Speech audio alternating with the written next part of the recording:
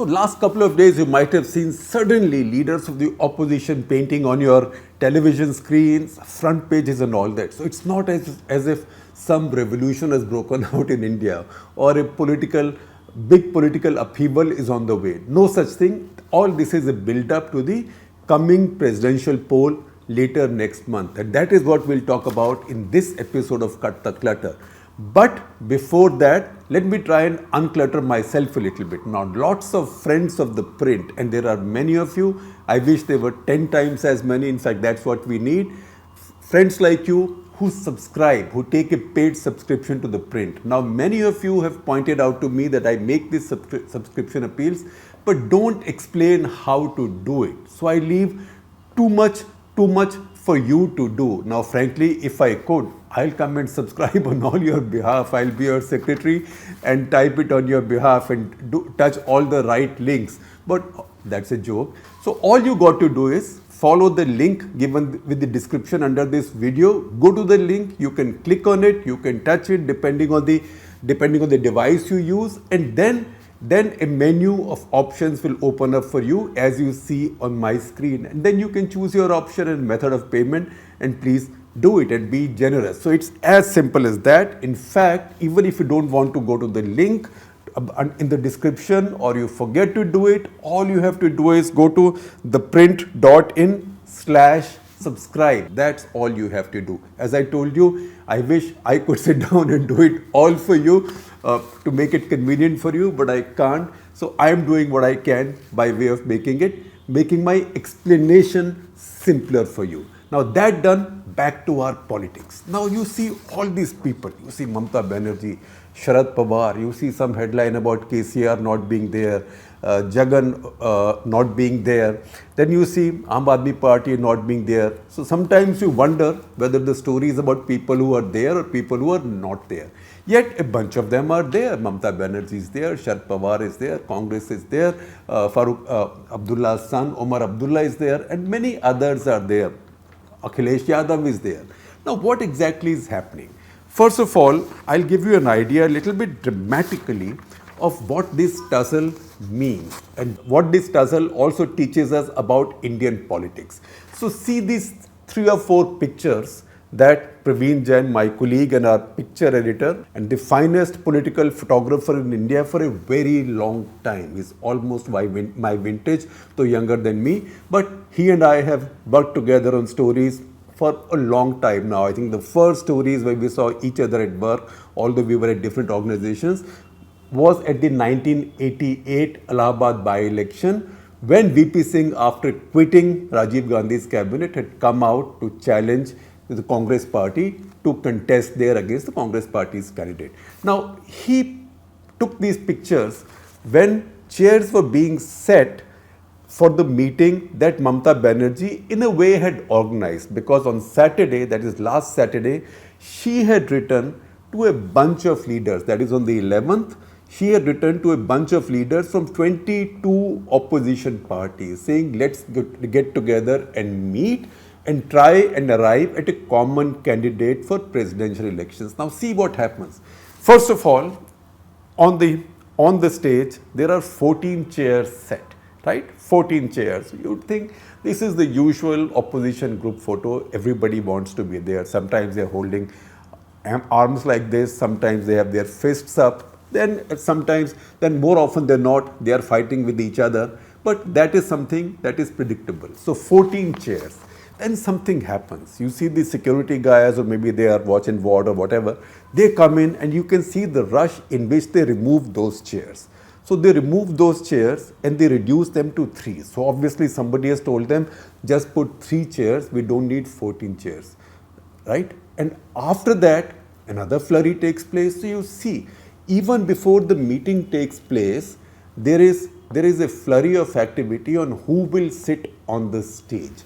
Now that is a brilliant metaphor. We didn't stage it, this just happened. This is politics on the stage without a human being. Only kursis. So this is kissa kursi ka, with many kursis but nobody occupying the kursi. What this tells us is that 1, there are many opposition leaders. Second, most of these opposition leaders don't necessarily agree with each other. Third, that many of these opposition leaders also have rivalries amongst themselves. These are not personal rivalries, but their politics, their electoral politics is in conflict with each other. So this is a very good way of understanding what's going on. Now, after this, I will show you a political map of India, which my young colleague Nikhil Rampal, who's a data journalist, he's helped me put together, and you will also see the graphic artist's name on the graphic. Now, this graphic, unlike common graphics or run-of-the-mill graphics, does not tell you which party is ruling which state. In which case, a lot of the states will be painted saffron, etc., etc. This tells you which party is the most important opposition party in a state. And when we say opposition, there are two definitions of the opposition. One is opposition to the BJP, which is simple to understand. The second is a party may be the ruling party in its state, and yet it's in opposition to the BJP. When we talk, for example, about Aam Aadmi Party in Punjab, it is the ruling party in Punjab. But for the sake of this analysis, that is presidential election, they are an opposition party because they are in opposition to the BJP. So if you look at the example, say, of Jammu and Kashmir. Jammu and Kashmir, right now a union territory. So you will see three opposition parties there, means three parties in opposition to the BJP. Because BJP's candidate is the front runner, and most certainly the winner in this election, because it has to be an incredible miracle for the BJP's candidate to lose this election.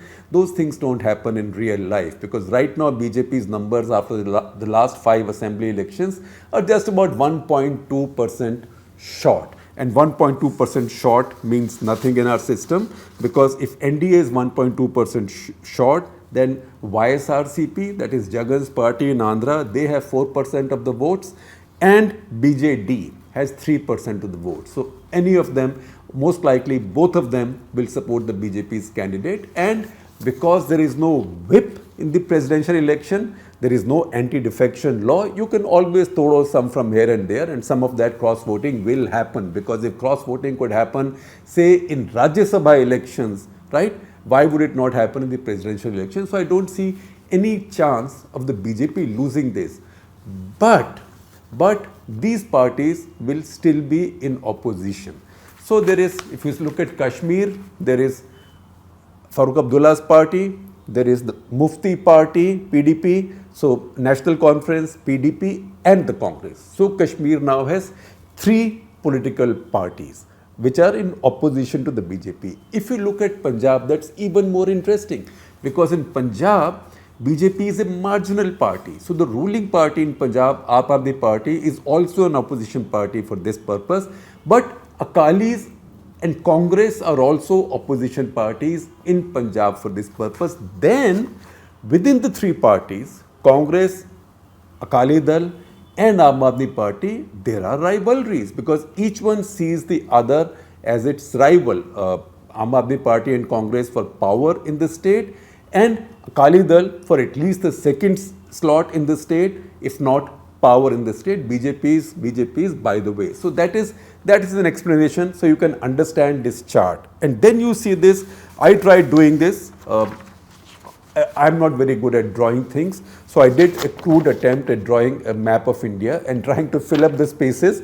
So don't try and copy this map. Please see our graphic, that is much more accurate. But basically, if you go on the political map of India, you will find in Kashmir, it is Abdullahs, the Muftis, the Congress party. In Punjab, it's Congress, Aam Aadmi Party, Shiromani Akali Dal. In Haryana, it is Congress party, BJP, etc. are ruling, but Congress is the main opposition party there. Then look at Himachal, Congress is the main opposition party there. All these are likely votes of the rival of BJP's candidate for Rashtrapati. Then you come to Madhya Pradesh, Congress party. Again, don't remind me that BJP rules it, because we are only talking opposition. Rajasthan, Congress is the ruling party, but for this purpose, it is the opposition party. Gujarat, Congress is the main opposition, and then you go on like that. If you come to Karnataka, it is Congress plus JDS. If you are in little Goa, it is Congress plus Aam Aadmi Party, although TMC might say that we also have a stake, but they don't because we don't have an MLA. Only the MLAs can vote, although Goa's MLA will have very little weightage in the presidential election. Again, if you look at Karnataka, it is Congress and JDS. So two opposition parties with stakes in the state who are sometimes partners, sometimes rivals. At this point, we don't know whether they are partners or rivals. We just saw this tamasha in the Rajya Sabha election when Congress refused to concede JDS's demand for a seat. JDS refused to ask its MLAs to vote for the Congress party. In the process, both lost and BJP got an extra seat in Rajya Sabha. So those two are right now frenemies. Although Dev Gowda has been part of Mamata Banerjee's group, the people who get together. Then come further down. If you come to Kerala, BJP doesn't matter there because they don't have anything by way of presidential electoral college vote. But the Congress and the left, both are opposition parties. Right? So once again, that's a complication. Tamil Nadu, Stalin and Congress, AIADMK, whatever they have, they are part of the NDA. You know those votes will go to the BJP. Then you go north along India's eastern coast. So after Tamil Nadu, you come to Andhra. That's an interesting one. So Andhra has Congress and YSRCP, but Congress doesn't have any votes in Andhra. So it will be all YSRCP. So YSRCP has a bunch of votes. I just told you they have 4% of the vote in national parliament. Then to his west, he's got Telangana, that is KCR's party. They have a bunch of votes. The opposition there is the Congress party besides KCR. KCR, the ruling party, is also the opposition to BJP. And then there is Congress party. And then further north, you go to Odisha, Naveen Patnaik. Congress party is the opposition. They may have a little bit. Naveen Patnaik overwhelmingly has the numbers there and chances are he'll go with the BJP. West Bengal, Mamata Banerjee, again the Congress and the left see themselves as rivals. Again, just as in Kerala, while they are both in opposition to the BJP, they also see themselves as rivals of each other. So while we are talking, Congress party and the BJP are both holding public protests in Kerala against the left Chief Minister Pinarayi Vijayan, while at the same time in Delhi, left and the Congress leaders are sitting together. And then you can go further east and the northeast. Most of the northeast, as we know, is now ruled by NDA and its regional partners. Once again there, Congress is the main opposition. They will have some numbers. TMC sees its chances, but it doesn't have any numbers by way of electoral college votes. Now, if you look at all these parties, that's how these 22, 23 parties come up. Then you see which are the parties that attended the meeting today and which are the parties that did not. So, in the meeting that Mamata Banerjee took the initiative to convene, and there is a little tale there that is important to understand if we want to follow Indian politics, if we want to figure out Indian politics, those nuances are important. So, absent were YSRCP in Andhra, 4% of the electoral college vote, BJD from Odisha, Aam Aadmi Party, TRS, that is KCR's party in Telangana, the ruling party there, JDS from Karnataka, Shiromani Akali Dal in Punjab, and BJP mostly from UP, almost entirely from UP, although they are a pale shadow of what they used to be. Now, what are the reasons why these ones did not job? By the way, Mamata Banerjee had not invited YSRCP and BSP in any case. Now, you can see the reasons. So, I am explaining these with the help of my colleague and political editor DK Singh, whose writings I am sure you read. So he tells me that YSRCP, the reason is that YSRCP government is under pressure from the BJP because BJP at the local level is attacking him from being a pro-Christian government and allowing conversions too easily and being favorably inclined towards Christian institutions because Jagan himself is Christian, his family is Christian.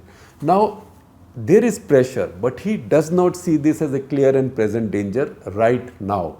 Right now, he'd rather be on good terms with the BJP, particularly also because there are so many pending, messy cases that central agencies have on him. So he knows that the BJP has that leverage. So he's not about to take pangas with BJP for any reason right now. He does not want to be disturbed where he is, and he doesn't see the BJP threatening him electorally, at least in the foreseeable future.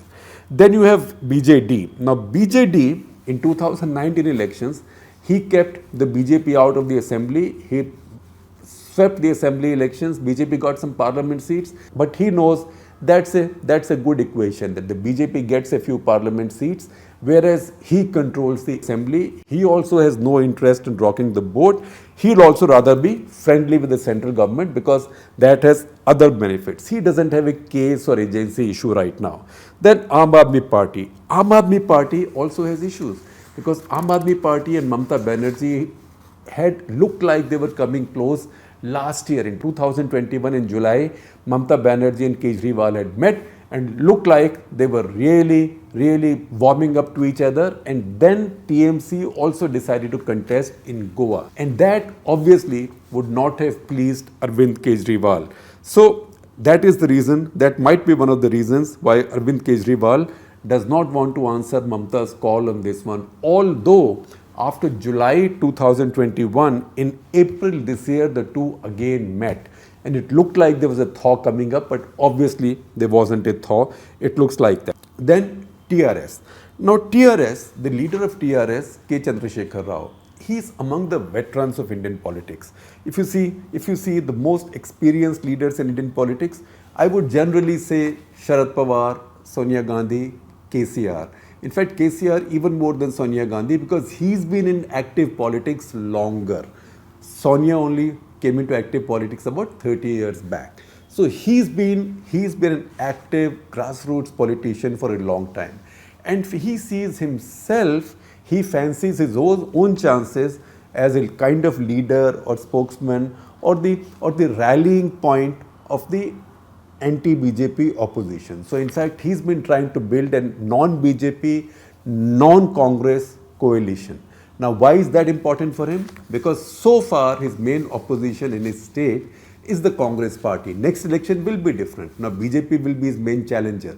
But Congress also is his challenger. So he does not want to be seen to be making peace with the Congress party like that, or at least to be seen on a public forum with the Congress party. And remember, Rahul Gandhi had just traveled to Telangana and he had said really nasty things about KCR. He even said that widows of farmers have got no relief from this government. Widows of farmers who committed suicide have got no relief from this government, and many of those widows are sitting in my meeting. So he gave a call to his party to defeat KCR in the next election. So he sees the Congress as a rival. That is where this whole complexity of BJP's opposition also being opposed or also having to deal with opposition of another party comes in. So right now, TRS or KCR would prefer to be seen to be equidistant from Congress party and the BJP. Then JDS. In Karnataka, JDS and Congress, as I told you earlier, have been drifting apart. They fought over the recent Rajya Sabha poll. Both lost the seat. BJP got the seat. But even in that election, one MLA from JDS voted for Congress party and he said he loves the Congress party, that is Srinivas Gowda. And that was seen as a big affront by JDS, that is the Dev Gowda party. His son, S.T. Kumaraswamy, is the more active leader right now. JDS also thought that one of their other MLAs, S.R. Srinivas, had left his vote blank, although he claims that he hadn't. But they think that the Congress enticed two of their MLAs to vote against their party's candidate. Of course, nobody won.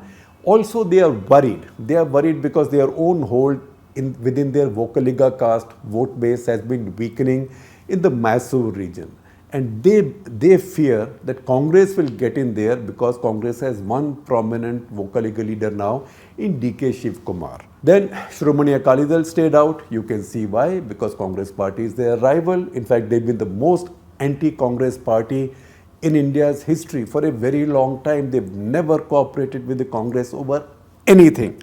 And BSP right now, BSP is treating everybody as off limits because BSP has a small franchise BSP also has a case and agencies issue. So BJP would rather de-risk itself and bide its time.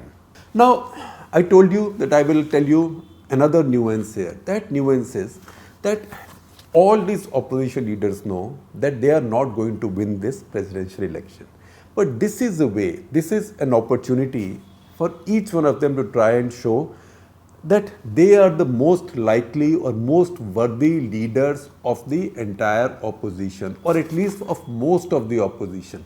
So see what happened. Within 24 hours of the Election Commission announcing the dates of presidential elections, Sonia Gandhi called Sharad Pawar first. She called Sharad Pawar obviously to say there should be a common candidate. She also called Sitaram Yechuri on the left, right? Now, similarly, on Saturday, soon enough after that, Mamata Banerjee wrote to 22 opposition MPs on Saturday. Immediately on Sunday, Sanjay Singh, who's an MP from Aam Aadmi Party, he went to Mumbai to meet Sharad Pawar. So what did you see? You saw these three leaders, each one making a move to sound like or to look like that they were the most likely or the most deserving leader of the opposition.